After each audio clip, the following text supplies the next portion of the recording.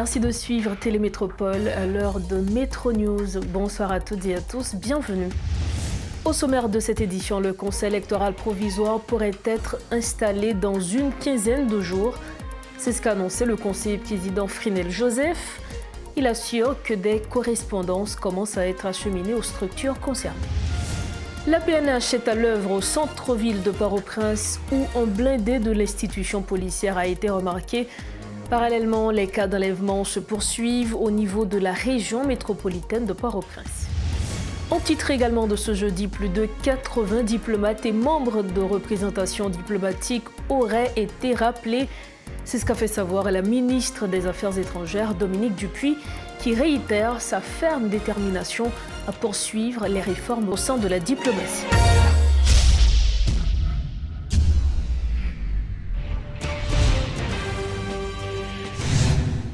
On démarre ce journal en parlant d'insécurité. Les cas de kidnapping se poursuivent dans la région métropolitaine de Port-au-Prince. Durant les dernières 48 heures, plusieurs cas d'enlèvement ont été recensés à travers différentes communes. Parallèlement, la PNH est à l'œuvre au centre-ville de Port-au-Prince où un blindé de l'institution policière a été remarqué. Le conseiller président Fritz Alphonse Jean a visité la SONAPI et le Fonds de développement industriel le jeudi 11 juillet 2024. Il s'est entretenu avec le directeur de la SONAPI, M. Patrice Justin, et le directeur de l'usine Hanse Haïti, Sam Taeskou Nam. Lors de sa visite à la FDI, il a rencontré le directeur général, M. Édouard Clément, qui a déclaré que la FDI est prête à travailler avec les autorités pour redresser la situation économique du pays. Le mercredi 10 juillet, le conseiller président Fritz Alphonse Jean a visité la Banque de la République d'Haïti à Delmas 60. Il a échangé avec les responsables de la Banque centrale pour comprendre la situation actuelle du système financier du pays après plusieurs mois de turbulences sociopolitiques et sécuritaires. En dépit de tout, M. Fritz Jean a fait une radiographie positive du système financier haïtien, citant les conclusions du rapport du conseil d'administration de la banque. Donc c'était justement pour nous regarder et par rapport à grands défis qui attendent nous là pendant 18 mois pour nous réaliser élections, pour nous réaliser réformes constitutionnelles, pour nous faire dialogue national et pour nous tendre tout, monde qui a un pile de difficultés qui sortent dans la question de crise que nous sommes passés là et que nous continuons à vivre crise là. Donc c'est dans ce sens ça que nous là je dis à la Banque centrale là pour nous regarder avec le gouverneur là, nous regarder avec le conseil d'administration et comment la situation a évolué et comment les difficultés que tout le monde attendait qui y a au niveau du système financier, comment que même que ça. Nous sommes bien contents d'entendre que si c'est vrai qu'il y a quelques difficultés au niveau de portefeuille de crédit bancaire, mais en général, le système financier est un système financier qui est solide et par rapport à la relation Haïti avec le système financier au niveau mondial, là, tout bagarre a marché. Bien sûr, tout le monde connaît que Haïti était classé au niveau de non-zone grise, les gens qui dit au niveau du GAFI. Et là, mais en dépit de ça, et de situation ça, donc a dit généralement le système financier est solide, il a marché bien. Et là, le problème de sécurité que nous avons dans le pays a empêché une série d'entreprises dans le pays à fonctionner normalement. Et il y a une conséquence de la crise là, c'est justement faillite, banqueroute dans une série d'entreprises dans le pays. Donc il y a une discussion que nous avons, c'est regarder après que nous sortions de la crise, comment que nous permettons à une série d'entreprises de reprendre pied. Bien sûr, une série d'entreprises qui étaient déjà en difficulté avant même la crise. Nous n'avons pas parlé de l'entreprise, mais nous avons parlé de l'entreprise que c'est la crise-là qui occasionnait les difficultés qu'il y a là-dedans. Donc c'est échange ça que nous avons fait, échange d'informations ça que nous avons fait matin. Et bien content que la presse là avec nous, pour nous dire, mais ça que nous avons fait dans la Banque centrale là. Et pas oublier, pas le des changements tout. Au niveau du système financier, changement que ce soit au niveau de BNC, nous connaissons que le Conseil BNC a presque parlé encore dans la mesure où c'est le président qui l'a avec un membre. Donc il faut un nouveau conseil d'administration au niveau de la BNC. Donc nous faisons échange ça avec le conseil d'administration BH là pour nous demander comment est la situation BNC en général, comment est la situation BPH là, et voilà. En politique, le Premier ministre Gary Coney a eu des échanges avec les représentants du secteur et des RAID lors d'une rencontre tenue mercredi. Les discussions ont porté sur des sujets importants tels que la sécurité, la réforme constitutionnelle, les prochaines élections et le rôle prépondérant que ces secteurs doivent jouer dans la transition conformément à l'accord du 3 avril 2024. Le Premier ministre a exprimé sa détermination à travailler de concert avec ses partenaires pour assurer qu'Haïti retrouve sa stabilité et progresse vers un avenir meilleur. Toujours dans ce chapitre, le conseiller président Frinel Joseph prévoit l'installation du conseil électoral dans une quinzaine de jours. Il assure que des correspondances commencent à être acheminées aux structures concernées et que ces dernières devront coordonner le choix de leurs représentants avec l'ensemble des organisations de leur secteur. Notons qu'en lieu et place de l'association de médias, ce sont des associations de journalistes qui doivent désigner leurs représentants au sein du Conseil électoral provisoire. L'Association des journalistes a déjà reçu la lettre l'invitant à désigner son représentant. L'Association nationale des médias haïtiens, ANMH, et l'Association des médias indépendants d'Haïti, AMI, n'ont pas été consultés. À travers une lettre ouverte, 5 organisations de défense des droits humains, dont le RNDDH, CGLAP, POHDH, entre autres, ont lancé un rappel à l'ordre au chef du gouvernement Gary Coney pour lui souligner les grands chantiers sur lesquels le pays attend ses actions, la justice et la réparation pour les victimes de l'insécurité, la corruption, le rétablissement du climat sécuritaire sont entre autres les différents grands points soulignés dans la correspondance. Le coordonnateur général du Réseau national des droits humains, Pierre Espérance, dit espérer, dans un délai très court, que le locataire de la primature posera des actions concrètes en vue de répondre aux principales revendications de la population, notamment l'insécurité. C'est un reportage de Rodolphe Fierluy. Déjà 2 semaines environ depuis que le RNDDH a adressé une lettre ouverte au chef du gouvernement Gary Coney, aucune suite n'a été donnée, du moins pas encore, selon 5 organisations de défense des droits humains qui sont les destinataires. Rosie du Sénat et Alermé Pierre Villus citent les grands points. Question justice et réparation, c'est question amnistie. Nous clairement dit que nous pas d'accord dans aucune façon pour nous aller passer tribulation en bas mais agent MMAS. C'est question corruption et crimes financiers qui commettent en un pays. Et 5e point, nous attirer attention sur lui, c'est question élection. Pour ces organisations de défense des droits humains, cette correspondance élaborée après avoir suivi avec attention les actions et les discours du PM a un objectif, Pierre Espérance est clair et précis. Donc son simple rappel ou bien son rappel à l'ordre? Parce que bon différence entre les deux. On rappelle à l'ordre parce que vous tu prends pas bon. En ce qui concerne le conseil présidentiel et le délai imparti au chef de la primature, le numéro 1 de la structure indique ce qui suit. Nous ne pouvons pas le conseil présidentiel là, parce que c'est le conseil présidentiel là qui mettait Gary Coney. Eh bien, si nous pouvons retourner encore et dans 15 jours, non mois, ça va dépendre de qui comportement autorité au gain. L'occasion pour les différents intervenants de dresser également leurs préoccupations par rapport aux forces multinationales. Pour nous-mêmes, nous inquiets, c'est ça qui expliquait que nous mettons le tout dans la lettre là. Nous d'autant plus inquiets que nous connaissons que c'était même procédé ça qui était utilisé lorsque MINUSTAH était ici en Haïti et il n'y a pas de bail résultat. Puisque nous avons vu qu'à chaque fois que un agent MINUSTAH qui était impliqué dans la violation de droits humains, il était seulement rapatrié. Si certains estiment qu'il faut accorder le bénéfice du doute aux nouveaux locataires de la primature dans un délai de 100 jours avant de tirer la sonnette d'alarme ou de tirer des conclusions, ces défenseurs des droits de la personne humaine n'ont pas attendu pour exprimer leurs inquiétudes. Parallèlement, le coordonnateur général du Réseau national de défense des droits humains, Pierre Espérance, critique le Premier ministre Gary Coney pour sa sympathie envers les groupes armés, leur demandant de déposer les armes et de reconnaître l'autorité de l'État. Il insiste sur l'absence de dialogue possible avec ces groupes qui ont gravement affecté les familles haïtiennes et causé d'importants dégâts matériels. Pierre Espérance demande au gouvernement d'agir fermement contre les groupes armés.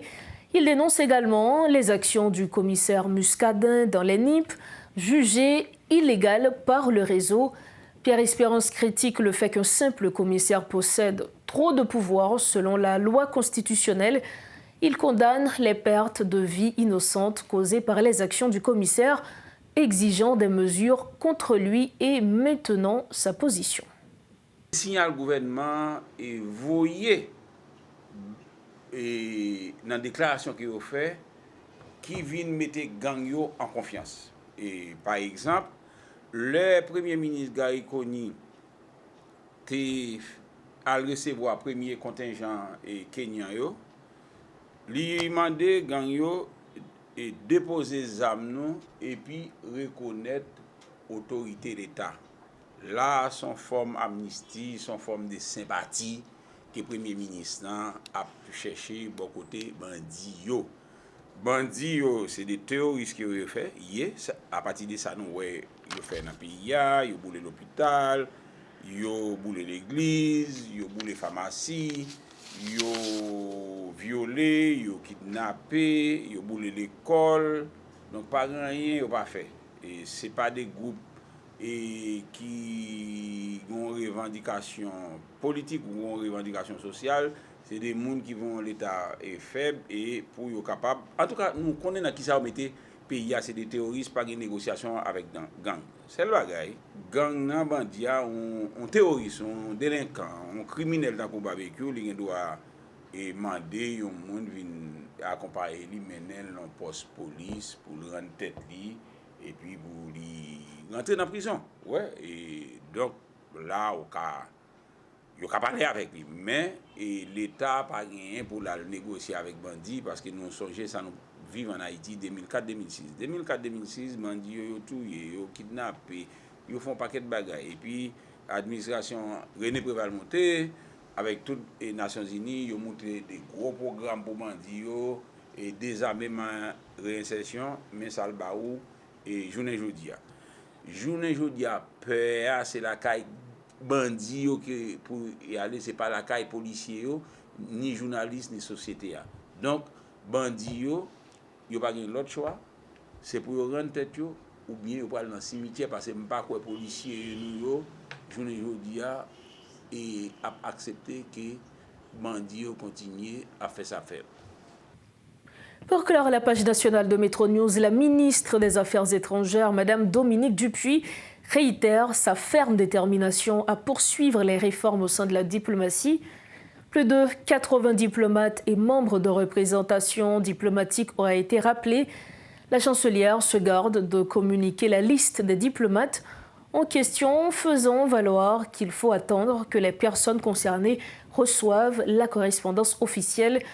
Madame Dupuis justifie la réforme par la nécessité d'alléger la diplomatie haïtienne afin qu'il y ait un certain équilibre entre la diplomatie et les ressources de la nation. Écoutons ses propos. Le rappel fait partie d'une prérogative qui revient au ministère avec l'aval du Premier ministre et bien entendu, ça a été le cas. Le rappel n'est pas une révocation. C'est ça, c'est une nuance importante, c'est un rappel aux services centraux. C'est-à-dire que la diplomatie est un dispositif que l'État déploie à l'échelle internationale et il lui revient à un moment donné de décider de le rapatrier, c'est-à-dire de demander à ceux qui ont été déployés de revenir pour toutes sortes de raisons. Évaluation, réaffectation, mise en disposition aux services centraux ou bien révocation. On ne peut pas exclure, mais la révocation peut se faire à l'étranger. Elle ne nécessite pas nécessairement de revenir en Haïti pour faire une révocation. S'il y a quelque chose, une faute grave, on n'a pas besoin de rappeler pour révoquer. La ministre n'est pas en train de faire naître l'espoir chez les rappelés. Juste pour terminer, aussi la fonction du rappel peut être une fonction de consultation. Ce qui arrive par exemple lorsqu'il y a un cas grave dans un État, où on peut même rappeler l'ambassadeur pour présenter une consultation approfondie à sa chancellerie. Je ne suis pas là pour faire naître un espoir, mais je suis là pour faire comprendre quelque chose de très important auquel je suis attachée, même si effectivement mon poste à l'UNESCO était le premier. Je pense que nous devons, comme Haïtiens, nous rappeler que la diplomatie, ce n'est pas un DDN, on n'est pas qu'à dehors net.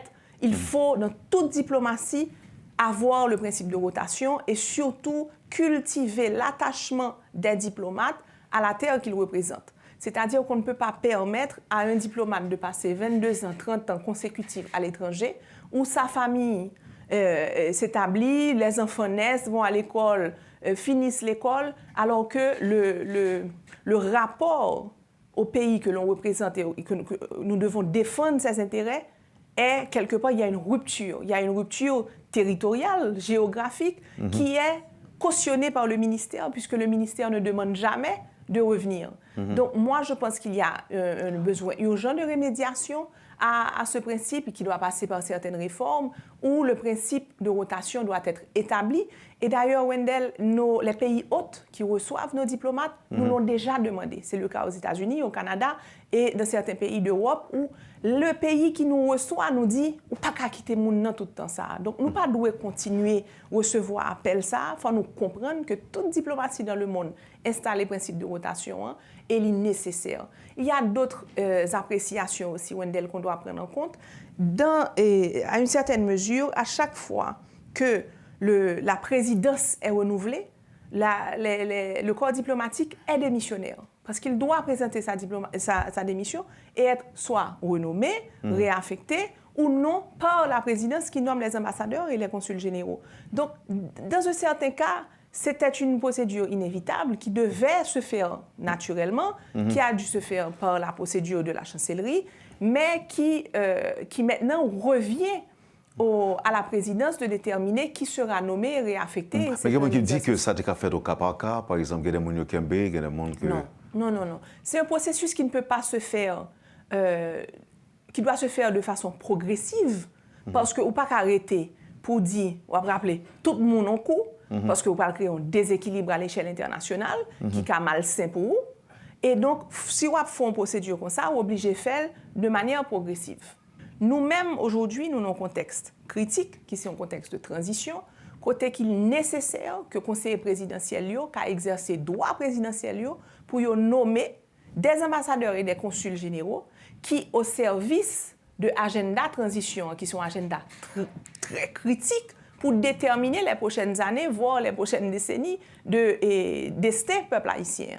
Donc, c'est un exercice droit ça, et prérogative ça, que nous devons regarder qui profil que nous allons mettre dans le poste et qui feuille de route que nous allons pour servir transition et donc 5 chantiers, 5 piliers et transition ça et servir peuple haïtien dans état de crise humanitaire lié dans état de déplacement interne que les gagnent tout besoin que communauté internationale là doit à l'écoute de yo que diplomatie doit amplifier pour que l'ICA fait message besoin véhiculé, mais aussi tout nous connaît que diplomatie, je suis la première à le savoir, doit servir tout à un certain rayonnement de l'image d'Haïti. On n'est pas là seulement pour demander, on est là aussi pour éduquer le public sur qui nous sommes, ce qui nous rend grands, ce qui nous rend dignes et ce qui nous rend égaux de nos partenaires, de nos alliés. Donc, on pense que ou parler de corps malade, plus penser que c'est un orchestre qui a besoin de chef d'orchestre qui permet chaque diplomate, pas seulement les chefs de mission, mais chaque diplomate jouer partition pour contribuer à échelle pâle à l'avancement et destin peuple haïtien. Parce que je crois que c'est un effort collectif qui peut demander tout, ou parler de réforme, qui peut demander un certain allègement de poids diplomatique là, parce que parfois, ce qu'on constate, c'est que nous gonflons postes diplomatiques et là nous gonflons, nous pas permettre aux gens qui là des outils pour que travaillent. Et donc nous-mêmes nous mettons bâton dans propre roue nous. Donc faut nous créer des conditions qui permettent diplomates non seulement dans critères de sélection, de compétences, de disponibilité à être vraiment au service de la cause haïtienne, mais aussi dans les outils que nous mettrons à leur disposition pour qu'ils puissent exécuter le travail. Il y a un coût pour la transaction du rappel, mais il y a un coût aussi pour la transaction du non-rappel. Donc c'est tout normal, comme je vous dis, si on est dans une procédure de redressement économique qui fait partie des priorités de l'État haïtien, il y a des décisions qui doivent être prises et je pense qu'avec toutes les consultations que nous avons faites, l'État haïtien est en mesure d'absorber ce coût. Et comme je disais tout à l'heure, il est un passage vers un retour positif sur l'investissement. Nous sommes au terme de cette édition de Métro News. Mais avant de partir, voici le rappel des principaux titres à la une de ce soir. Le Conseil électoral provisoire pourrait être installé dans une quinzaine de jours. C'est ce qu'a annoncé le conseiller président Frinel Joseph. Il assure que des correspondances commencent à être acheminées aux structures concernées.